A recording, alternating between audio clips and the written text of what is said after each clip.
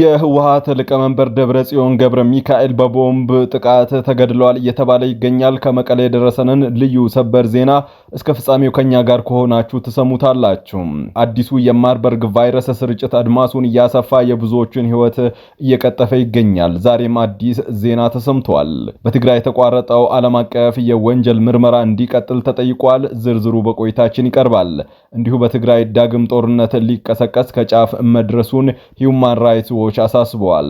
ልዩ ተጨማሪ ዘገባ ይዘንበታል።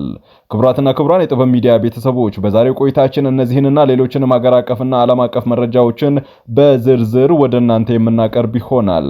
ከኛ ጋር ሆናችሁ መረጃን ከጥበብ ስለምትከታተሉ ከልብ እናመሰግናለን። ሚዲያችን በጋዜጠኞች የተመሰረተ ሚዛናዊና ተአማኒ መረጃዎችን በየዕለቱ የሚያደርሳችሁ ገለልተኛ የሚዲያ ተቋም ነው። ለቤቱ አዲስ የሆናችሁ ሰብስክራይብ በማድረግ የደወል ምልክቷን በማብራት የቤቱ አባል ተሆኑ ዘንድ በታላቅ ትህትና እንጋብዛለን። የዕለቱን የቢዝነስ ዘገባዎችን አስቀድመን ወደ ዝርዝር ዘገባዎቹ እናልፋለን። ጥበብ ሚዲያ የህዝብ ድምጽ ነው። ዛሬ በኢትዮጵያ ንግድ ባንክ አንድ የአሜሪካን ዶላር 150 ብር ከ5 ሳንቲም ተገዝቶ 153 ብር ከ5 ሳንቲም ይሸጣል። ፓውንድ ስተርሊንግ 194 ብር ተገዝቶ 197 ብር ከ8 ሳንቲም እየተሸጠ ነው። የአውሮፓ ዩሮ 174 ብር ከ2 ሳንቲም ተገዝቶ 177 ብር ከ7 ሳንቲም ይሸጣል።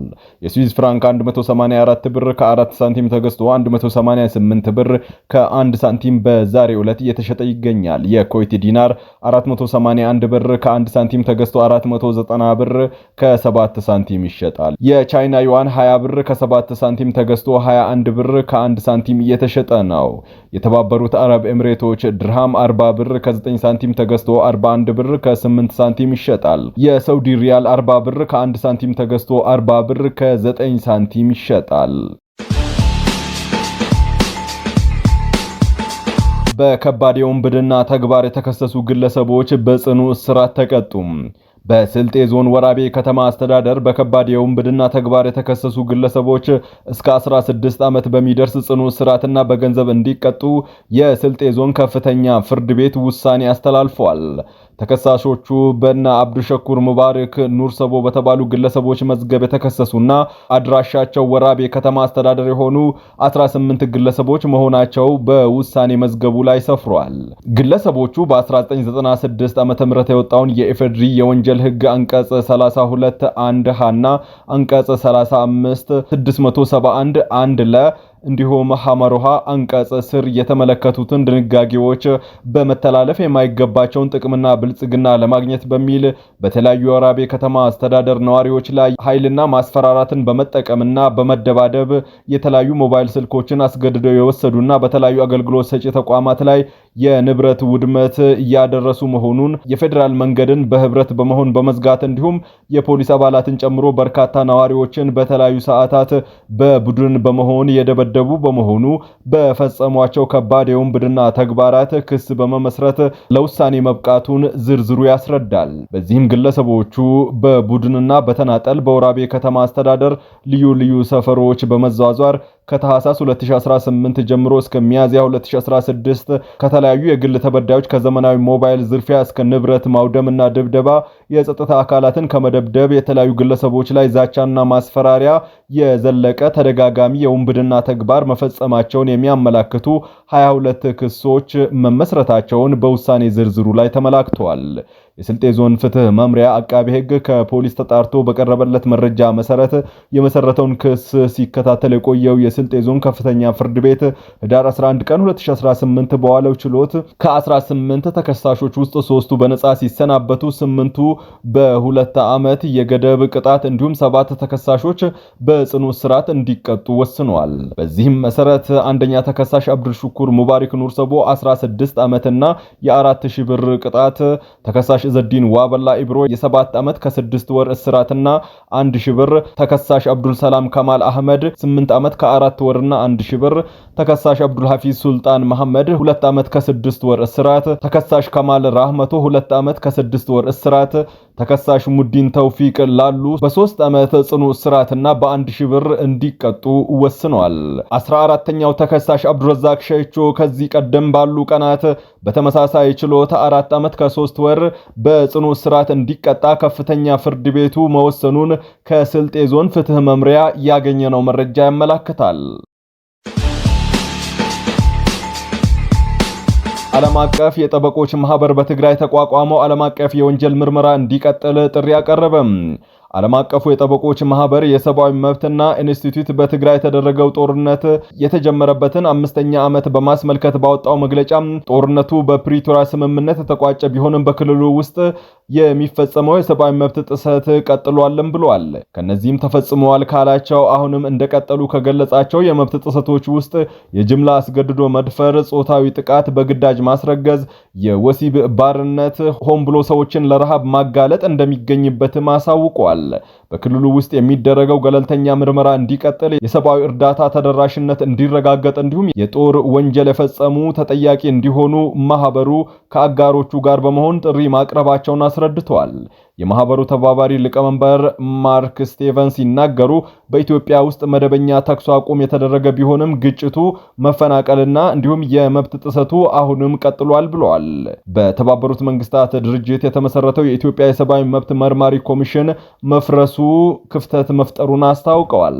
ማህበሩ በመግለጫው በትግራይ የተካሄደው ጦርነት በ21ኛው ክፍለ ዘመን እጅግ ገዳይ ከሚባሉት ውስጥ እንደሚመደብ ገልጾ በጦርነቱ የሞቱት ከ600 ሺህ እስከ 800 ሺህ እንደሚጠጉ ጠቅሷል።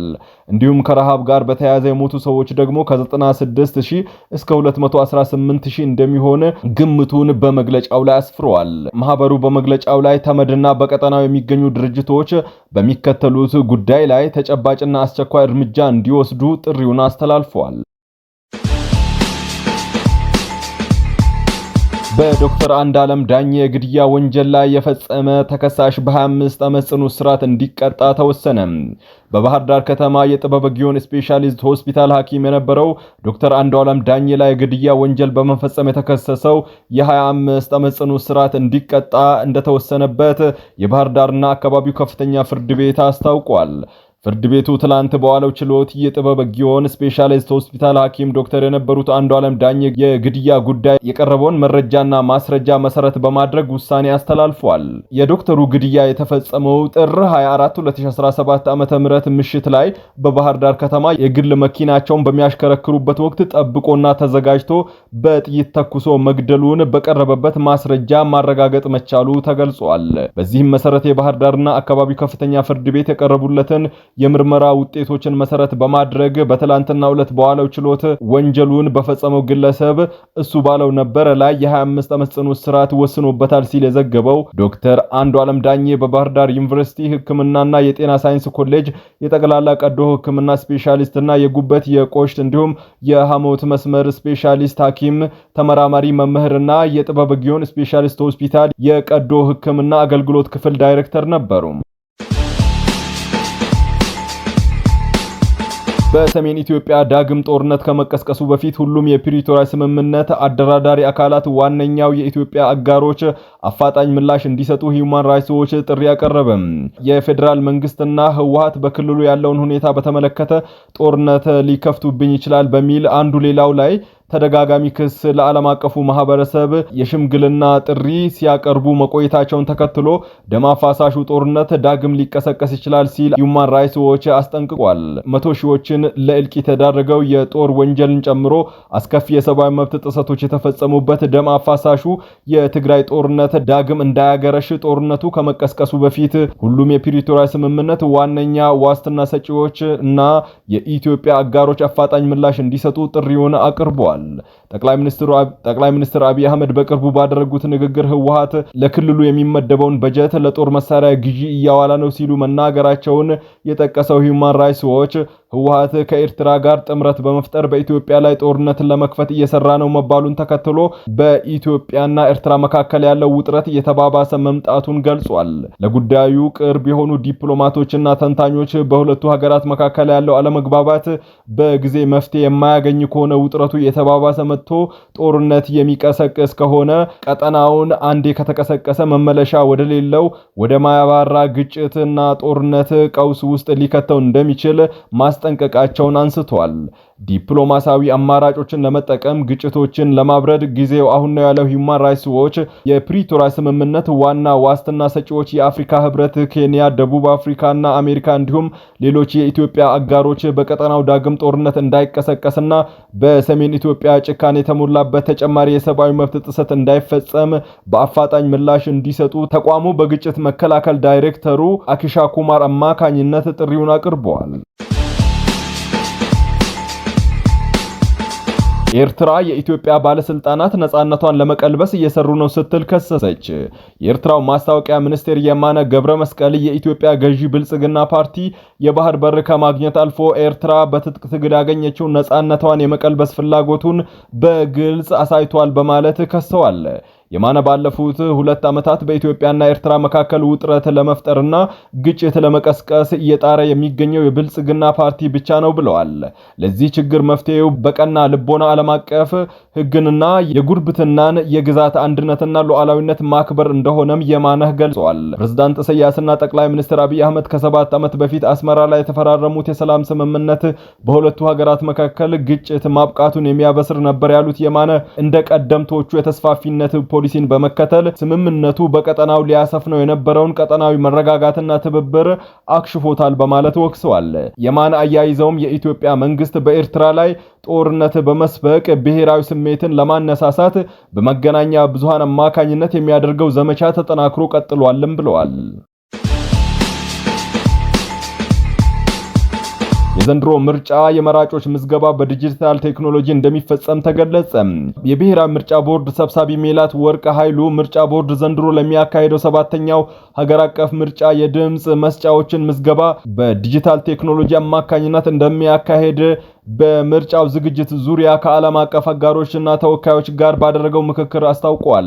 ኢትዮጵያ የዲጂታል የመራጮችን ምዝገባ ስታካሄድ የዘንድሮ የመጀመሪያ እንደሚሆን የጠቀሱት ሜላት ወርቅ በዲጂታል ቴክኖሎጂ የሚሰራው የምርጫ ጣቢያዎች በተለያዩ የሀገሪቱ ክፍሎች የሚመረጡ አስተማማኝ ኢንተርኔትና የኤሌክትሪክ አገልግሎት እንዲሁም በበቂ ሁኔታ የሰለጠኑ ሰልጣኞች መኖራቸውን መሰረት በማድረግ እንደሆነም ጠቁመዋል። የቦርዱ ዲጂታል ቴክኖሎጂ ደህንነቱ አስተማማኝ ስለመሆኑ ከምክክሩ ተሳታፊዎች ለተነሱ ጥያቄዎች ቴክኖሎጂው ደህንነቱ በገለልተኛ አካል ተሞክሮ የበይነ መረብ ጥቃትን መቋቋም እንደሚችል ማረጋገጫ መገኘቱን፣ የድምጽ ሰጪዎች መረጃ በአግባቡ የተጠበቀ እንደሚሆን ሜላት ወርቅ ምላሽ ሰጥተዋል። ሜላት ወርቅ ምርጫ ቦርድ ከውጭ ጉዳይ ሚኒስቴር ጋር በመተባበር ምርጫውን መታዘብ የሚፈልጉ የውጭ ታዛቢዎችን እንደሚጋብዝም ጠቁመዋል።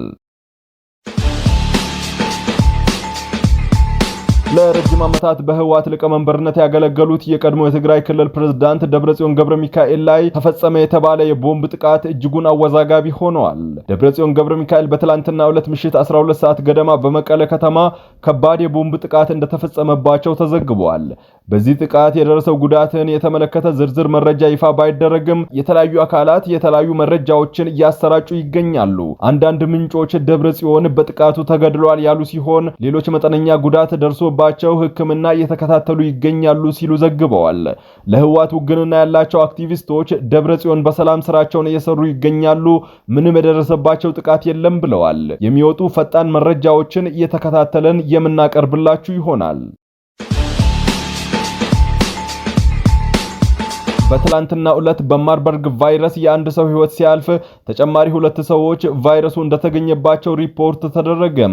በትላንትናው ዕለት ከተደረገ 13 የላብራቶሪ ምርመራ ውጤቶች 2 ሰዎች ላይ የማርበርግ ቫይረስ መገኘቱን የጤና ሚኒስቴር አስታውቋል።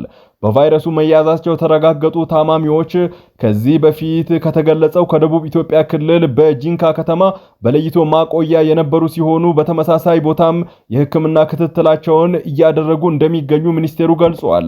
በተጨማሪም አንድ ሰው በቫይረሱ ህይወቱ ሲያልፍ በአጠቃላይ በቫይረሱ ህይወታቸው እንዳለፈ የተረጋገጡ ሰዎች ቁጥር 4 መድረሱን ጠቁመዋል። በሽታው መከሰቱ ከተገለጸበት ቀን አንስቶ እስካሁን ድረስ 46 የላብራቶሪ ምርመራዎች የተከናወኑ ሲሆን በአጠቃላይ ቫይረሱ በ8 ሰዎች ላይ መገኘቱ ተመላክቷል። እንዲሁም 4 ሰዎች ደግሞ በሕክምና ላይ እንደሚገኙ ነው የተገለጸው። የጤና ሚኒስቴር ሐሙስ ዕለት ባደረገው ላብራቶሪ ምርመራ ተጨማሪ 2 ሰዎች በማርበርግ ቫይረስ መያዛቸውን ማስታወቁ አይዘነጋም። ክቡራትና ክቡራን የጥበብ ሚዲያ ቤተሰቦች ለሰዓቱ የመራረጥናቸው ዘገባዎቻችን በዚህ አብቅተዋል። ከኛ ጋር በመሆን መረጃን ከጥበብ ስለተከታተላችሁ ከልብ እናመሰግናለን። ሚዲያችን በጋዜጠኞች የተመሰረተ ሚዛናዊና ተአማኒ መረጃዎችን በየዕለቱ የሚያደርሳችሁ ገለልተኛ ሚዲያ ተቋም ነው። ለቤቱ አዲስ የሆናችሁ ሰብስክራይብ በማድረግ የደወል ምልክቷን በማብራት የቤቱ አባል ትሆኑ ዘንድ በታላቅ ትህትና ጋብዘን ተሰናበትን። ሰላም።